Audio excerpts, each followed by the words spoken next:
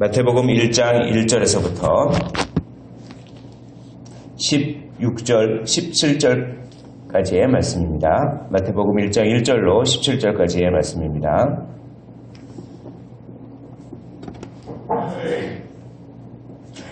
한 절씩 교독을 하시고 마지막 절은 함께 읽도록 하겠습니다.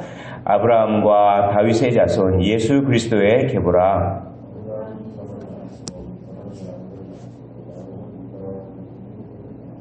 유다는 다말에게서 베레스와 세라를 낳고 베레스는 헤스론을 낳고 헤스론은 람을 낳고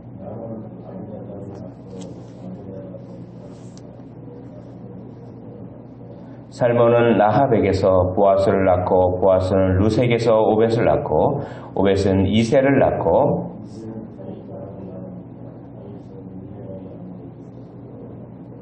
솔로몬은 르호보암을 낳고 르호보암은 아비야를 낳고 아비야는 아사를 낳고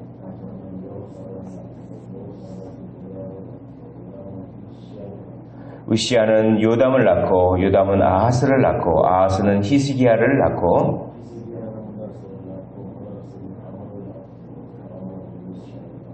바벨론으로 사로잡혀 갈 때 요시야는 여고냐와 그의 형제들을 낳은다.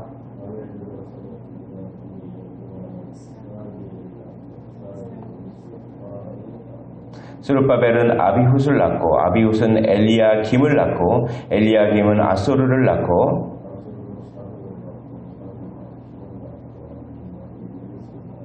엘리훗은 엘르아사를 낳고 엘르아사는 mat단을 낳고 mat단은 야곱을 낳고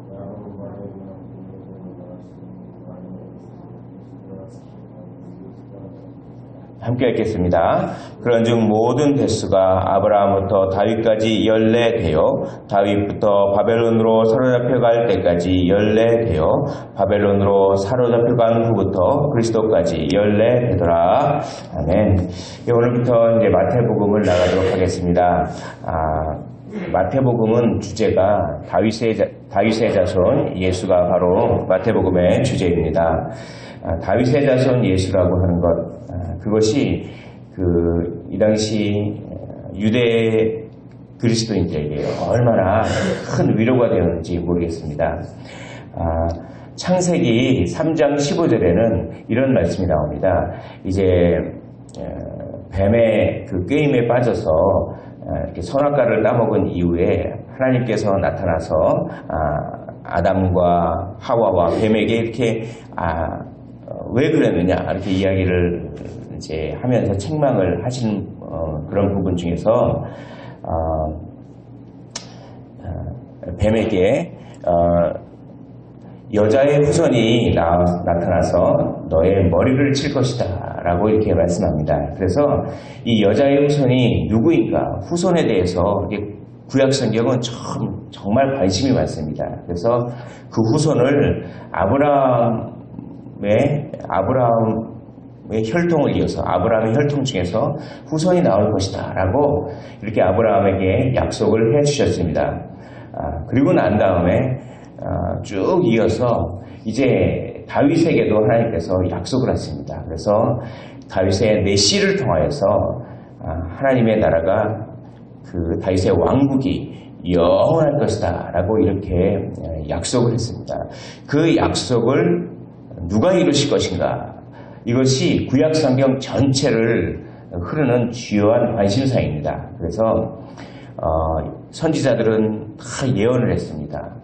누가 그 혈통을 이어서 우리나라를 구원할 것인가, 다윗의 왕국을 영원히 세울 것인가, 이런 것들이 선지자를 통해서 또 계속 예언되어서 구약성경 마지막 말라기까지 이렇게 쭉 예언이 됩니다. 그리고 나서 오늘 마태복음 1장 1절의 말씀이 나오는 것입니다. 이 1장 1절의 말씀을 읽으면 그렇게 누가 이 메시아로 이 다윗의 자손으로 와서 우리나라를 이렇게 구원할 것인가 라고 하는 이런 사모함과 기대함과 이 고대함을 가지고 1장 1절을 그들은 읽었습니다. 그래서 그 1장 1절은 그들에게 큰 위로가 되는 그런 말씀입니다. 1장 1절에 아브라함과 다윗의 자손 예수 그리스도의 계보라라고 이렇게 되어 있습니다. 아브라함의 자손이요, 또 다윗의 자손으로 그 하나님의 약속을 성취하신 분은 바로 다름 아닌 예수 그리스도라라고 하는 이것입니다. 이것이야말로 우리에게 큰 소망을 주는 말씀인 줄 믿습니다. 이 언약을 성취했다라고 하는 이것은 너무나도 중요한 것입니다. 언약을 성취했다라고 하는 그것은 바로 하나님께서 반드시 약속하신 것을 이루시는 분이다라고 하는 그것을 확증해 주는 것이기 때문에 매우 중요합니다. 그것은 2000년이 지난 우리에게는 어떤 의미가 있습니까? 바로 예수 그리스도께서는 앞으로 다시 오실 것입니다. 그러므로 이 다시 오신 예수 그리스도가 언약의 성취가 되었듯이 하나님은 다시 오실 예수 그리스도 그 언약을 또 앞으로도 반드시 성취하실 것입니다. 라고 하는 이 확증을 오늘날 삶을 살아가는 우리에게 주시는 것입니다. 하나님은 신실하실 분이신 줄 믿습니다. 하나님은 한번 약속을 하시면 그 약속을 반드시 지키신다 라고 하는 것이 바로 아브라함과 다윗의 자손 예수 그리스도의 계보라 라고 하는 그 말씀의 의미입니다. 사람은 약속을 잘 못 지킵니다. 그러나 하나님이 약속을 하셨다는 것은 과거, 현재, 미래 모든 시간을 초월하신 그 하나님께서 모든 것을 다 감안하시고 약속하셨기 때문에 반드시 지키신다라고 하는 이 언약의 하나님을 믿으시기를 원합니다. 오늘 그 언약의 하나님께서 특별히 어떻게 오셨는가? 특별히 오늘은 다윗이 강조되고 있습니다. 오늘 1절을 보시면 아브라함과 다윗의 자손 예수 그리스도의 계보라라고 되어 있지만 실제로 이 헬라어 원문에는 이렇게 되어 있습니다. 다윗의 자손 그리고 아브라함의 자손 예수 그리스도 이렇게 되어 있습니다. 다윗의 이름이 먼저 나옵니다. 그러니까 이 조건은 아브라함보다 다윗을 더 강조하고 있습니다. 그래서 오늘 다윗의 이름이 몇 번이나 나오는지 보십시오. 1절에 아브라함과 다윗의 자손 할 때 다윗이 나옵니다. 그리고 6절에 이새는 다윗 왕을 낳으니라 다윗은이라고 이렇게 나옵니다. 그리고 17절에 그런즉 모든 대수가 아브라함부터 다윗까지 연례되어 다윗부터 바벨론으로 사로잡힐까지 연례되어라고 하면서 다윗의 이름이 5번이나 나오면서 다윗을 강조하고 있습니다. 이것은 우리에게 무엇을 얘기합니까? 또 다윗이 강조되고 있습니다. 다윗이 17절에 그런즉 모든 대수가 아브라함부터 다윗까지 연례되어 다윗부터 바벨론으로부터 사로잡힐 때까지 연례되어 바벨론으로부터 사로잡힐 후부터 그리스도까지 연례되더라. 14라고 하는 숫자가 강조되고 있습니다. 14라고 하는 숫자는 다윗이라고 하는 그 알파벳을 다 합치면 14가 됩니다. 그래서 고대에서는 이렇게 숫자를 가지고 알파벳을 가지고 숫자로 했습니다. 그래서 뭔가 거기에 의미를 부여하는 그런 기법을 성경에서는 자주 사용합니다. 666도 마찬가지죠. 그래서 다윗이 이렇게 강조되고 있습니다. 왜 이렇게 다윗이 강조되고 있냐면 그것은 너희들이 고대하고 있는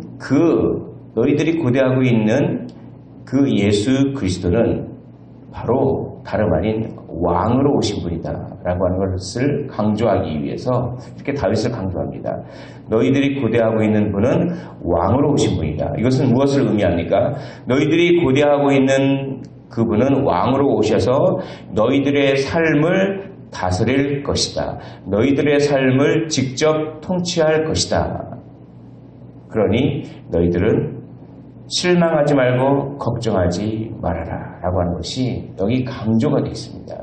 고대사회에서 왕은 어떤 역할을 하냐면 두 가지 역할을 합니다. 첫째로는 전쟁에서 백성들을 보호하는 역할을 합니다. 그래서 왕을 뽑는다고 하는 것은 전쟁을 이끌어줄 사람을 뽑는 것입니다. 고대에서는. 그래서 이 사무엘서에서 보면 이제 우리에게 왕이 없어서 이렇습니다. 막 그러면서 왕을 이렇게 뽑아달라고 하지 않습니까? 그건 뭐냐면 사사들이 통치했을 때는 그 왕이 없었기 때문에 전쟁이 일어나면은 그때 나팔을 딱 불습니다. 나팔을 불면은 그때 농사를 막 짓다가 나팔 소리를 듣고 전쟁 군사들이 모집돼가지고 농부들이 농기구 가지고 싸우고 그랬던 시절입니다. 그런데 왕을 이렇게 세워달라는 얘기는 정식 군대를 이끌 사람을 좀 뽑아달라는 그런 얘기입니다. 사실 사무엘에게 요청했던 것은 그만큼 고대사회에서 왕은 전쟁을 이끄는 사람입니다. 두 번째, 고대사회에서 왕은 나라를 잘 이끄는 사람입니다. 그러니까 너희들이 고대하고 있던 그 예수 그리스도가 다름 아닌 왕으로 온다는 것은 너희를 큰 대적으로부터 너희를 보호하시고 전쟁을 이기는 분으로 오신다. 우리의 대적 사탄 마귀 권세를 무찌르는 그리고 사탄의 세력으로부터 신자를 지키시고 보호하시는 분으로 오신다. 두 번째로는 우리의 삶을 하나하나 세세하게 다 이끌어 주시고 통치하시고 다스려 주신다. 그런 분으로 오신다. 그러니 너희들은 지금 현재 걱정하지 말고 불확실함과 두려움 속에서도 힘을 내서 살아라. 이것이 바로 아브라함과 다윗의 자손 예수 그리스도의 계보라라고 하는 그 말의 의미입니다. 이 계보를 잇기 위해서 정말 여러 가지 이야기가 나오는데 특별히 여인들의 이야기가 나옵니다. 원래 족보에는 그 당시 족보에는 여인들의 이름이 들어가지 않는 것이 원래 상식이었습니다. 그런데 오늘은 여인들의 이름이 많이 나옵니다. 여인들이 라합이라고 하는 다말이라고 하는 여인, 라합이라고 하는 여인, 룻이라고 하는 여인, 또 우리아의 아내라고 하는 이런 여인들이 나오는데 이 여인들의 특징이 있습니다. 이 여인들의 특징은 정상적인 결혼 생활을 하지 않은 여인들입니다. 또 이 여인들은 어떤 특징이 있습니까? 또 이방인이었습니다. 이방인이요. 그러니까 하나님께서는 연약한 자들, 조금 부족한 자들을 사용하셔서라도 당신의 약속을 지키신다라고 하는 그런 것입니다. 구원은 이방인에게도 또한 유대인에게도 또한 여인들에게도 뭐 좀 부족한 사람들에게도 구원은 다 공평하게 예수 그리스도를 믿기만 하면 구원을 얻는다라고 하는 것입니다. 그러므로 혈통이 중요한 것이 아닙니다. 겉모습이 중요한 것이 아닙니다. 사람은 겉모습을 보거니와 나 여호와는 중심을 보느니라 라고 우리 하나님께서는 말씀합니다. 구원은 오로지 믿음입니다. 구원은 어떤 겉모양과 우리의 공로와 우리의 어떠함이 아니라 구원은 좀 부족하지만 주 예수 그리스도를 간절하게 사모하고 주 예수 그리스도를 간절하게 의지하고 믿는 그런 모든 사람들에게 구원은 공평하게 이루어진다라고 하는 것이 오늘 족보 가운데에 있습니다. 또 오늘 족보 가운데는 무엇이 나타나냐면 정말 사람은 실수를 많이 합니다. 아브라함 보십시오. 아브라함은 의심했습니다. 의심해서 그래서 그 이삭 말고 또 다른 아들을 통해서 이렇게 씨를 이으려고 했습니다. 그렇게 의심을 했습니다. 다윗도 실수를 했습니다. 오늘 다윗을 보시면 6절에 이새는 다윗 왕을 낳으니라 라고 한 다음에 다윗은 우리아의 아내에게서 솔로몬을 낳고 이렇게 얘기합니다.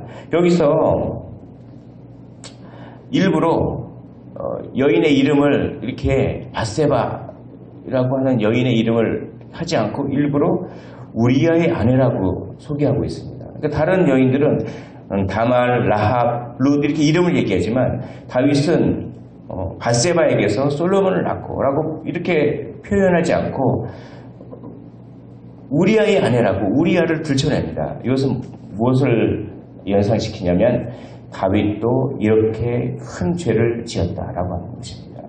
아브라함은 의심했습니다. 다윗도 큰 죄를 저질렀습니다. 그리고 보십시오.